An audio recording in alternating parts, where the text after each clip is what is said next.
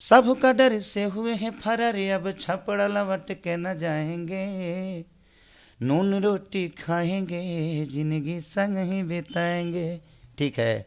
फिर मेरा गाना श्लोक है और हर जगह, मैं लंदन में भी इस गाने को लोगों ने बहुत पसंद किया था, और लोग जो हिंदी भाषा से वो भी इस गाने को जानते हैं, तो अच्छा लगता है। आपको पता होना चाहिए, मैं कभी सीधा हाथ नहीं देखता, मैं हमेशा उल्टा हाथ देखता हूँ। तब मैं गया ज़रूर था, बट वहाँ पे अच्छाई, वहाँ से सीखना क्या है बताइए?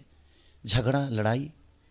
कुछ अच्छी चीज़ सीख कर आदमी निकले तब ना। मुझे लगता है कि बिग बॉस जो खेल रहे हैं। भोजपुरी फिल्मों के सुपरस्टार खेसारी लाल यादव अगर फिल्मों में नहीं होते तो सिविल सर्विसेज का एग्ज़ाम देकर शायद आईएएस या आईपीएस अधिकारी होते।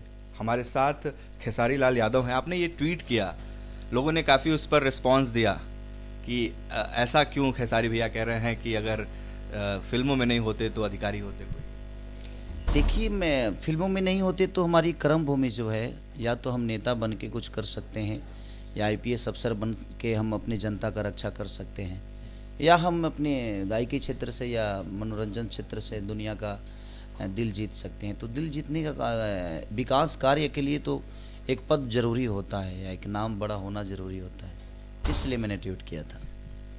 देखिए, जानकारी हमें नहीं है और दर्शक भी जो आपको आपके स्कूली समय से जानना चाहें, पढ़ने लिखने में कैसे थे? अगर मान लीजिए फिल्मों में नहीं आते तो लगता है कि सिविल सर्विसेज जैसा कठिन एग्जाम खेसारी लाल यादव ट्राई कर पाते? मेरे लिए तो कठिन काम था वो, क्योंकि मेरी जो परवरिश हुई है बड़ी गरीबी में हुई है, और पढ़ने के लिए भी मुझे, किताब के लिए भी पैसे सोचने पड़ते थे, क्योंकि पापा अकेले कमाने वाले और साथ साथ भाइयों को पालने का तो प्रॉब्लम तो होता ही है।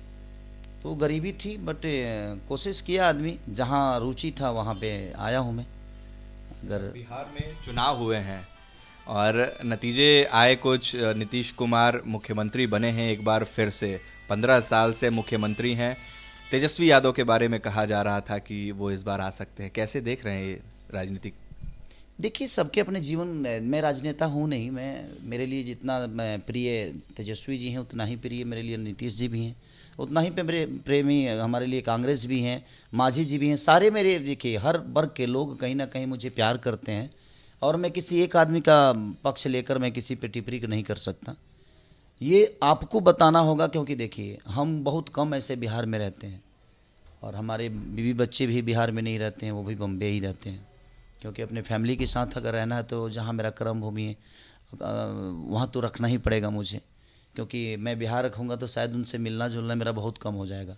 तो बम्बे में इसलिए आदमी रखता है, अपने बच्चों को पढ़ाता भी हूँ मैं।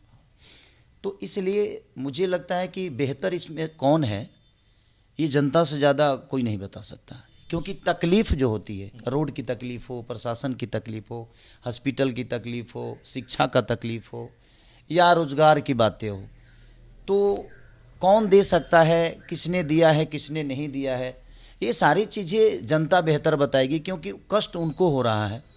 तो ये उनको सोचना ज़रूर चाहिए कि अगर हम अच्छे लोगों को चुनें तो शायद हमारे लिए बेहतर विकल्प हो सकता है, अच्छे विकल्प हो। 14 जनवरी को आपकी नई फिल्म आ रही है, दुल्हन वही जो पिया मन भावे। इसमें आप दो हीरोइनों के साथ रोमांस करते हुए नजर आ रहे हैं।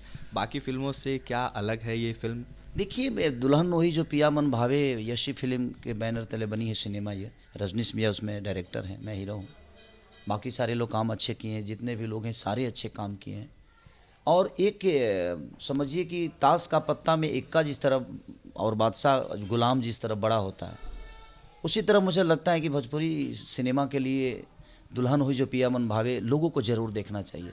इसलिए मैं अपील कर रहा हूँ कि कहीं ना कहीं सिनेमा हॉल से लोग कटने लगे हैं, लेकिन ऐसे भोजपुरी सिनेमाओं को अगर बढ़ावा दिया जाएगा तो लोगों की मजबूरी हो जाएगी अपने कल्चर को और बड़ा करने की, और लोगों की मजबूरी हो जाएगा अच्छा सिनेमा बनाना। तो मुझे लगता है जो दुल्हन वही जो पिया मन भावे, ये सिनेमा अपने भोजपुरी में अगर कोई बोलता है और भोजपुरी समझता है, भोजपुरी का ज्ञान उसको है, भोजपुरिया भाषा का है, तो इस सिनेमा के लिए उसको हॉल तक जाकर और ऐसे सिनेमाओं का सपोर्ट करना चाहिए। ओटीटी प्लेटफॉर्म्स का आपने जिक्र किया, आपने कहा कि सिनेमा हॉल से लोग कट रहे हैं, अब ओटीटी प्लेटफॉर्म्स की ओर जा रहे हैं। तो ये भोजपुरी फिल्मों के लिए अच्छा है या आप इसको बुरा मान रहे नहीं, हैं? बुरा है। ओटीटी प्लेटफॉर्म देखिए, हो सकता है कि भाई आदमी देख सकता है इजीली, अपने घर में बैठ के देख सकता है, ठीक है।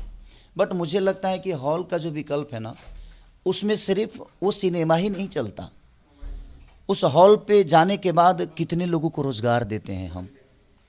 हॉल तक अगर लोग जाते हैं तो कितने लोगों को रोजगार दे देते हैं आप जाते हैं, आप चाय पीते हैं, वहाँ जलेबी खाते हैं, लिट्टी खाते हैं, तो आपके जाने से आपको पता नहीं कि आप सिर्फ मनोरंजन करने जा रहे हैं, लेकिन ये आप सोचिए कि आपके एक जाने से कम वहाँ पे हजारों लोगों की रोजी रोटी चल रही है।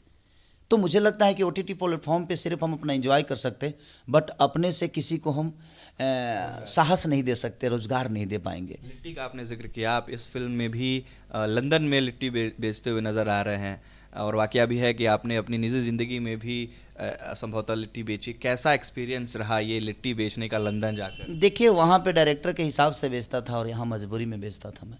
जो मैं अपने जीवन में शुरुआत किया तो मेरी मजबूरी में मैं लिट्टी बेचा करता था, क्योंकि पेमेंट और पैसे तो कमाने ही थे मुझे, चाहे जिस लेवल से कमाऊँ।